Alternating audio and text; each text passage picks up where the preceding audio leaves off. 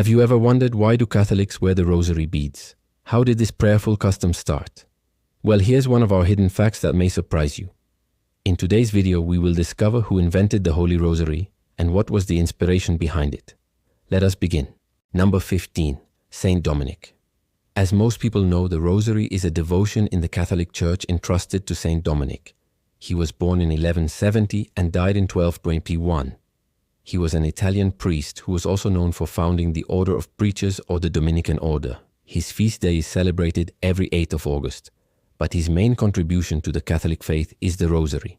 It was said that he received the Rosary from the Virgin Mary herself. But where did she get that idea from?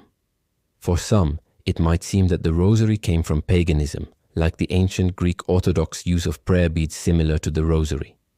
However, the origin of the Rosary goes way back before the time of Dominic. And this is where the story becomes even more interesting. No. 14. Before Dominic, there was already a form of the Rosary used by monks called the Psalter. The Psalter was a device used to keep count of the number of times one would recite the Psalms. In the Catholic faith, the Psalms are the 150 chapters contained in the Book of Psalms found in the Old Testament. The tradition of reciting the Psalms is also known as the Divine Office, which is one of the common prayers of the Church. This tradition is still being followed by monks until today. So the invention of the Rosary can be traced back to the time when books were still written by hand and there was no such thing as a printing press. So if you wanted to read the Bible, then you had to either own one yourself or go to the monastery and read them there. One of the books that monks would read while they're working is the Psalter, which contains the 150 Psalms mentioned earlier. Reading the Psalms is part of the daily routine of the monks. They would recite them throughout the day while working in the fields, while cooking food, and even while cleaning themselves. So the Psalms became part of their daily life. To help them remember how many times they have recited the Psalms, they use pebbles, sticks, or other types of natural materials. Later on, they started using a string of beads to keep track of how many times they prayed the Psalms. This device became known as the Psalter. Number 13. Where did the word Rosary come from? As we have seen, the invention of the Rosary can be traced back to the time of the monks when they used to pray the Psalms. However, the term Rosary was not used at that time. Instead, the device was called the Psalter. The word Rosary first appeared during the 16th century. The reason why it was named Rosary is because it is a string of beads resembling a crown or a garland of roses.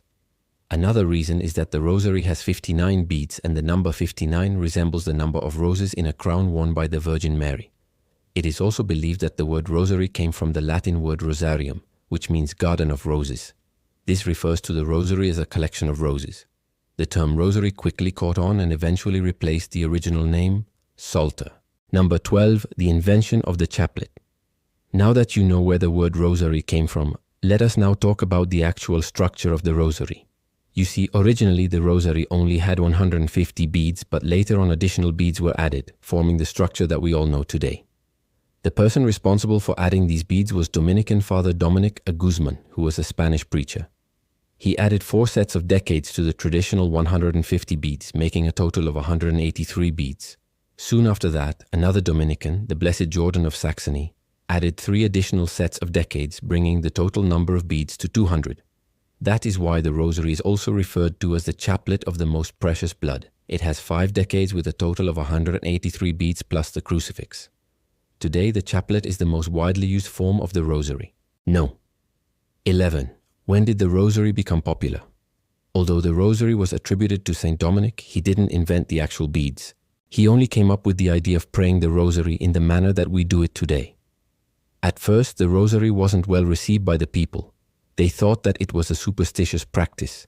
In fact, it was banned several times by popes because of this reason. But over time, the Rosary slowly gained popularity, especially after the Council of Trent.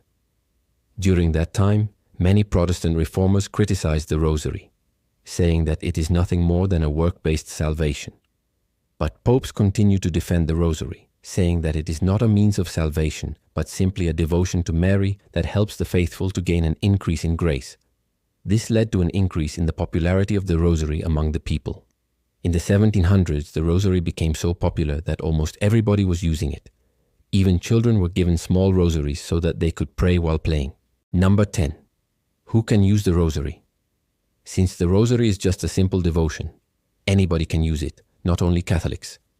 People of other Christian denominations also use the Rosary, but they usually add extra prayers according to their beliefs. However, it is important to note that the Rosary is primarily a Catholic devotion.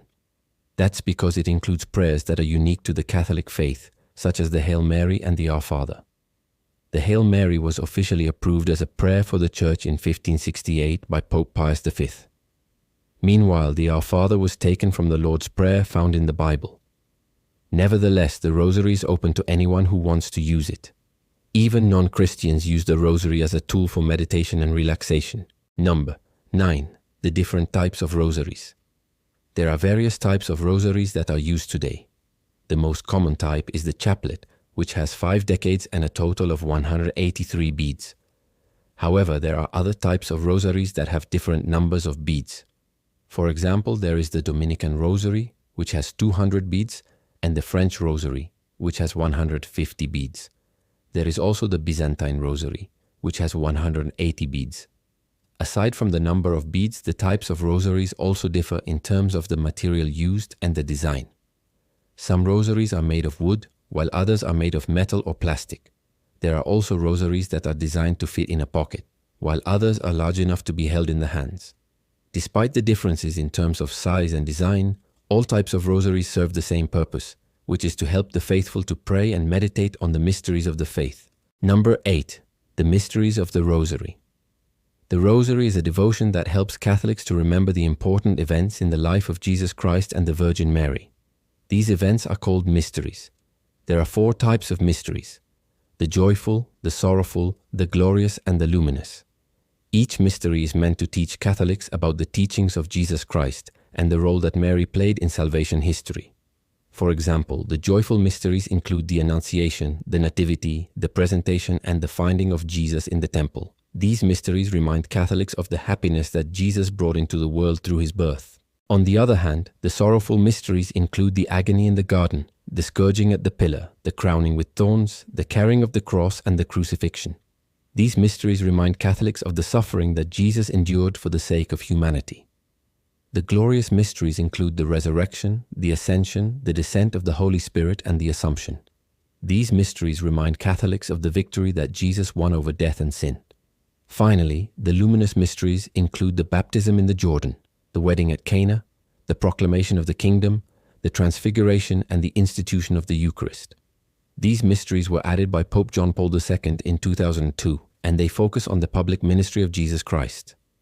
Praying the Rosary helps Catholics to reflect on these mysteries and learn from them. It is a time to remember the teachings of Jesus and to ask for Mary's intercession. Number 7. The meaning of the beads. Each bead of the Rosary has a different meaning. The larger beads are called decades, and each decade consists of 10 smaller beads.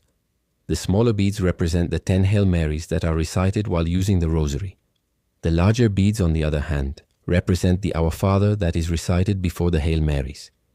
In addition to the beads, there are also 2 larger beads at the end of the Rosary. The larger of the 2 beads is called the crucifix, and it reminds Catholics of the sacrifice of Jesus on the cross. The smaller of the 2 beads is called the separator, and it is used to separate the decades. Using the beads helps Catholics to stay focused while praying the Rosary. Each bead serves as a reminder of the mystery that is being contemplated. Number 6. The significance of the crucifix. The crucifix is the most prominent part of the Rosary. It is a reminder of the sacrifice of Jesus on the cross and the significance of his death for the salvation of humanity. The crucifix reminds Catholics of the love of God for humanity and the price that he paid to redeem them from sin. Number 5. The different ways of praying the Rosary. There are different ways of praying the Rosary.